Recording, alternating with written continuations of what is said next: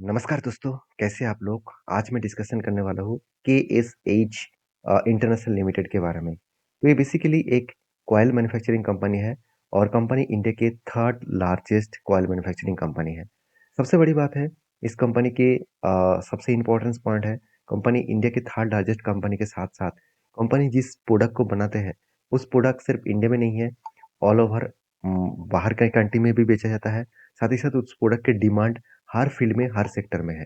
ऐसी बात मैं क्यों बता रहा हूँ, आप खुद ही देख लीजिए, यहाँ पे देखिए अलग-अलग सेक्टर है, जैसे ट्रेन्स में जो ट्रांसमिशन सिस्टम है, टरबाइन सिस्टम, ट्यूब सिस्टम, साथ ही साथ देखा जाए तो जो हाइड्रोजनेट है, उसके साथ-साथ आप देखेंगे तो ऑटोमोटिव इन सेक्टर में, ऑटो सेक्टर में, तो हर जगह पे इस प्रोडक्ट को यूज़ किया जाता है। तो आप यहाँ पे ये भी चेकआउट करें तो इस कंपनी के जो कस्टमर बेस है वो बहुत स्ट्रांग है। आप देखेंगे एबीबी से लेकर भारत बिजली से लेकर साथ ही साथ और भी देखेंगे तो यहाँ पे तोशिबा, सीमेंस ये सारे कंपनीज इस फील्ड में मतलब इस फील्ड से मतलब सॉरी सारे कंपनीज इस कंपनी से प्रोडक्ट को लेते हैं। तो चलो अभी कंपनी के बाकी डिटेल्स चेकआउट कर लेते हैं। बाकी डिटेल्स के बारे में बात करूँ तो कंपनीज के जो डिटेल्स हैं वो आप देखेंगे तो आप देख सकते हैं कंपनी इंडिया के एक पुराना कंपनी है 1979 से स्टार्ट हुआ और सबसे बड़ी बात है इंडिया के थर्ड लार्जेस्ट मैन्युफैक्चरिंग कंपनी है और वो भी किस कौन सा प्रोडक्ट मैन्युफैक्चरिंग करते हैं मैग्नेट जो विंडिंग वायर्स होते हैं मैग्नेट के ऊपर जो विंडिंग्स किया जाता है वायर को विंडिंग्स किया जाता है मोटर्स वगैरह के ऊपर जो कॉयल लगाए जाते हैं तो उसी प्रोडक्ट कंपनी बनाते हैं। आप यहाँ पे देख सकते हैं कंपनी के जो प्रोडक्ट है वो प्रोडक्ट डिमांडेबल जरूर है। Company annually 29,045 metric ton per annum वो कैपेसिटी लेकर चल रहा है मतलब इतने वो प्रोडक्ट तैयार कर रहा है। तो मैं पहले बता चुका हूँ कंपनी से इंडिया में नहीं है 24 कंट्रीज को प्रोडक्ट को बेचते हैं जहाँ पे इंक्लूडिंग है USA Germany United Arab Emirates Japan इस तरीके से बड़े कंट्री को प्रोडक्ट को वो सेल आउट करते हैं।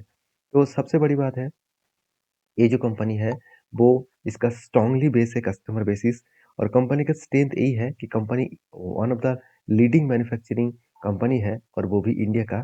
कंपनी यही बता रहा है कि company technology basis new product के ऊपर बहुत तेजी से काम कर रहा है। तो कंपनी लॉन्ग मतलब स्टैंडिंग प्रोडक्ट के ऊपर company domestically and globally market में छा चुके हैं। तो कंपनी के बिजनेस मॉडल्स तो समझ में आ चुके हैं। अभी चलो कंपनी का फाइनेंशियल डिटेल्स देख लेते हैं। तो कंपनी के फाइनेंशियल डिटेल्स के बारे में बात करूँ, तो सबसे पहले देखिए कंपनी के इस आईपीओ ले आने का मेन मकसद क्या है? कंपनी बता रहा है कि कंपनी के खुद के जो कर्जा है, उस कर्जे को मिटाने के लिए 225 करोड़ मार्केट से उठाएँगे।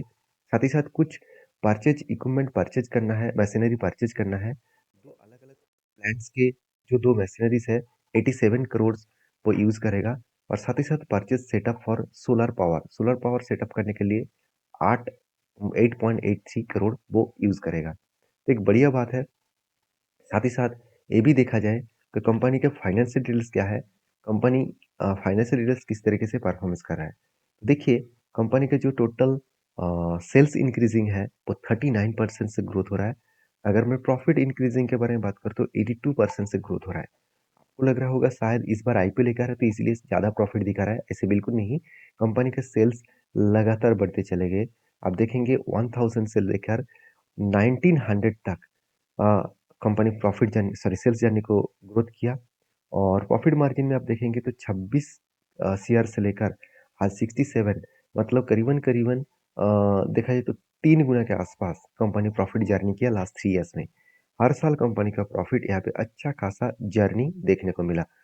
अभी कंपनी के रिजर्व एंड सरप्लस के बारे में बात करूँ तो कंपनी के रिजर्व एंड सरप्लस बहुत स्ट्रांगली ग्रोथ हो रहा है और जो यहाँ पे जो कंपनी कर्जा ज़्यादा लिया, इसी कर्जे को मिटाने के लिए कंपनी फंडिंग उठाने वाला है। तो यहाँ पे कर्जा मिटाएँगे तो कंपनी का जो डेब्ट है 1.7% 1.7% तो इस डेब्ट को भी वो कम कर पाएँगे।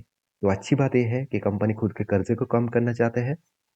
कर्जा कम हो जाएगा तो कंपनी का जो प्रॉफिट मार्जिन है टैक्सेस पे करने के बाद ये और भी बढ़ जाएगा। तो ये और भी गुड स्ट्रॉन्ग स्ट्रेंथ दिखाते हैं। कंपनी का आरओसी, आरओई बहुत शानदार है।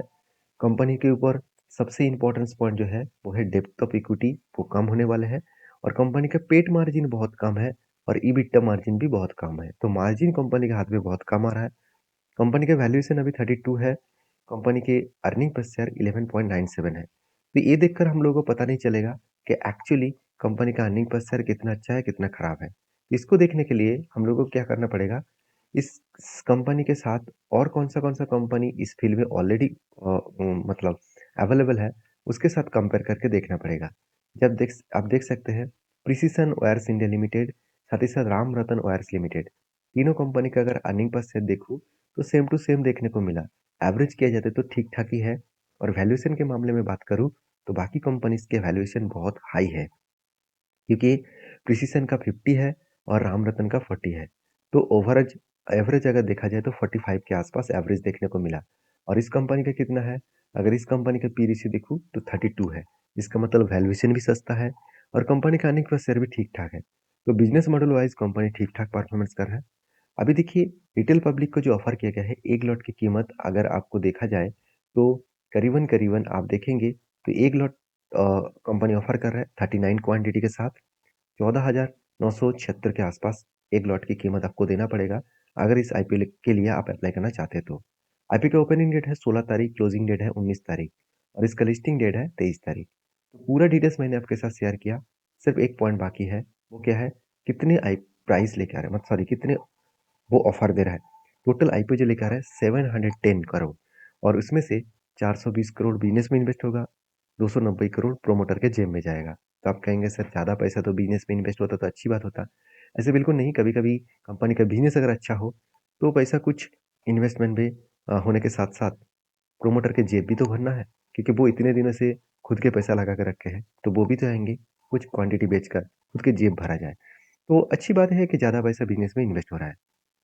आज के फेस वैल्यू के हिसाब से 365 से लेकर 384 इसका प्राइस बन रखा गया है।